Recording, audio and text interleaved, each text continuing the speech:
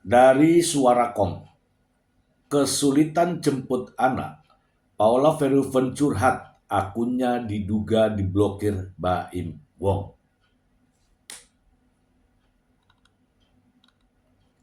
Suarakom, Paula Verhoeven kembali diduga menyindir Baim Wong lewat unggahan Instagram story-nya terbaru. Pada unggahannya itu, Paula Verhoeven memperlihatkan dirinya sedang duduk termenung sambil melihat ponselnya. Model asal Semarang itu lantas menuliskan sebuah curhatan pada unggahannya dengan ukuran tulisan yang sangat kecil dan warnanya menyerupai dinding. Ibu dua anak itu mengaku sedang menunggu balasan WhatsApp dari seseorang karena dirinya baru saja izin untuk menjemput kedua putranya. Namun, Paula Verhoeven mengeluh pesannya tak kunjung dibalas dan akun media sosialnya sudah diblokir.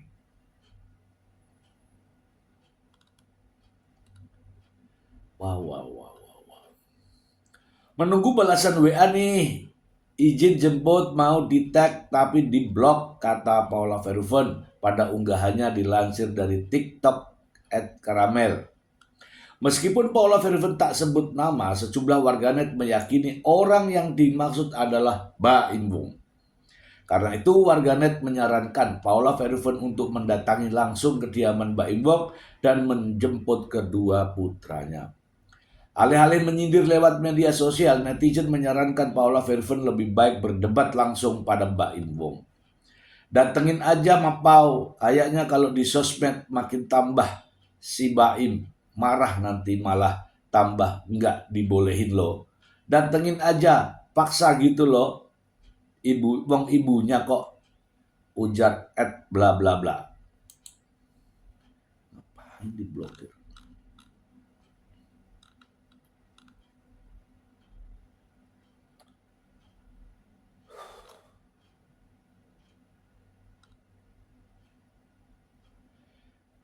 Jadi dejavu dulu, Bulmai juga begitu, sampai manjat pagar rumah yang ditempati si Dadi sama anak-anaknya.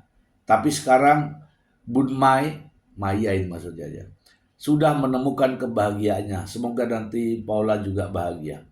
Kalau aku jadi Paula tinggal datang aja ambil anaknya, ribut-ribut sekalian. Jangan malahan apa-apa up di sosmed yang bikin huru hara lagi.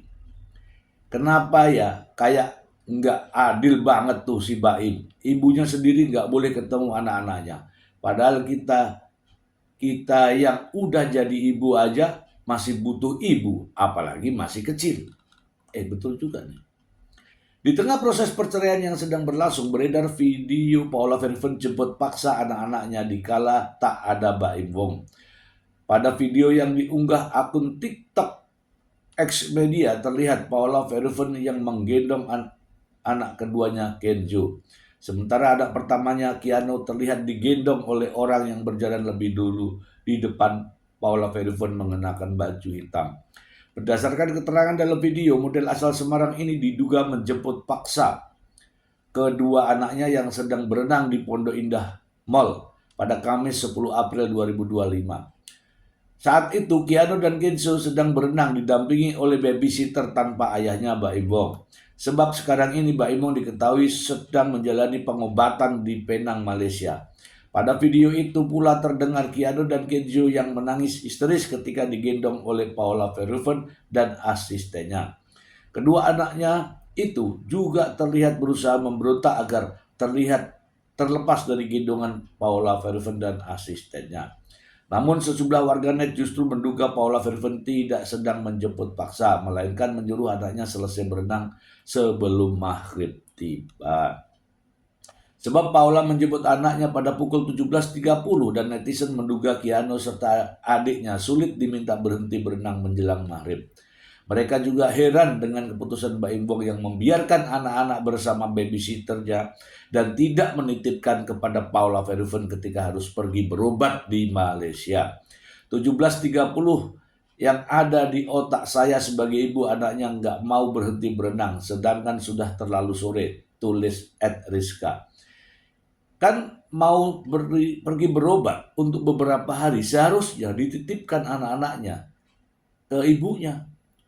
Udah sore, anak-anak nggak mau selesai. Kalau udah main air, apalagi berenang, situasi hujan, anak-anak nangis. Aku sebagai ibu membacanya miris. Nah, ya. Oke teman-teman ya, ini ada gejala-gejala aneh di situ ya teman-teman. Ketika bapaknya pergi seyogyanya, anak-anak itu dititipkan kepada ibunya. Tapi aneh juga kan kalau ada ibunya, anak-anaknya dipasrahkan sama babysitter. Inilah yang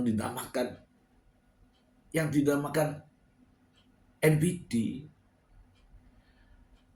Ada rasa keinginan untuk dirinya sendiri yang paling ngetop, gitu kan?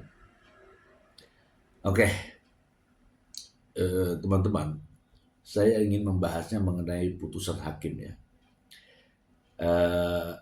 Putusan hakim haruslah melihat dari realita yang ada, fakta-fakta kebenaran yang ada. Jangan karena sesuatu sehingga hakim mengambil keputusan tentunya di luar nalar ya.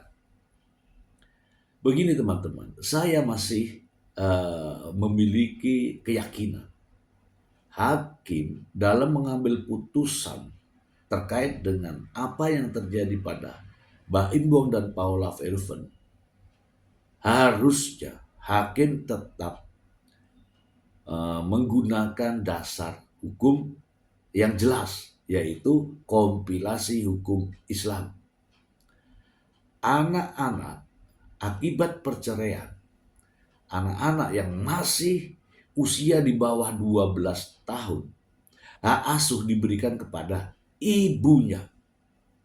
Hak asuh diberikan kepada ibunya. Kalau nanti ini hak asuh diberikan kepada Baim Bong, berarti melanggar dari kompilasi hukum Islam. Kalau hakim melanggar, maka akan ada konsekuensi. Nah, harapan saya adalah hakim tetap berpedoman pada dasar hukum yang benar.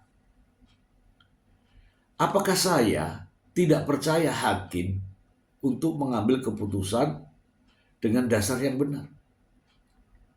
Tidak semua hakim, ya sekali lagi ya, tidak semua hakim memiliki pemikiran yang bersih. Banyak hakim-hakim kotor di Indonesia ini. Saya takut antara hakim-hakim ini nanti juga ada yang berpikiran kotor. Ya, berpikiran kotor. Kenapa Mr. Z sampai ngomong begitu? Ya, begitu banyak teman-teman. Mohon maaf. Hakim yang menerima suap dari seorang pengacara untuk mempengaruhi putusan agar putusan ini seolah-olah terjadi pembenaran, sementara ternyata dipengaruhi oleh uang.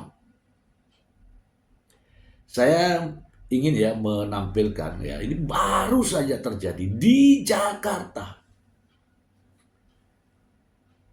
terkait hakim yang kotor menerima uang suap untuk mempengaruhi putusan. Berikut ini. Nah teman-teman, harapan kita adalah apapun yang terjadi, hakim tetap pada track recordnya. Ya, janganlah membuat putusan, jangan mengambil keputusan di luar ketentuan hukum yang ada. Kompilasi hukum Islam adalah dasar utama dari pengadilan agama untuk mengambil keputusan terkait hal-hal yang berhubungan dengan masalah hukum keluarga. Ini sudah disepakati. Jangan menimbulkan persepsi baru. Jangan menimbulkan pertanyaan-pertanyaan baru. Terkait perceraian ada di pasal 105. Hak asuh anak terhadap anak yang masih di bawah usia 12 tahun dijatuhkan kepada hak asuhnya dijatuhkan kepada ibunya. Bisa saja jatuh kepada bapaknya, ayahnya, apabila ibunya mengalami beberapa hal. Antara lain adalah berperilaku buruk, adalah memiliki keterkaitan permasalahan hukum atau sedang dipenjara. Secara terlihat dengan nyata mengalami gangguan kejiwaan atau terkait dengan finansial misalnya. Jadi kalau tidak ada itu, hak asuh anak tetap harus diberikan kepada ibunya. Titik. Titik. Tidak ada lagi koma. Bagaimana menurut pendapat teman-teman? Semoga bermanfaat. Bye.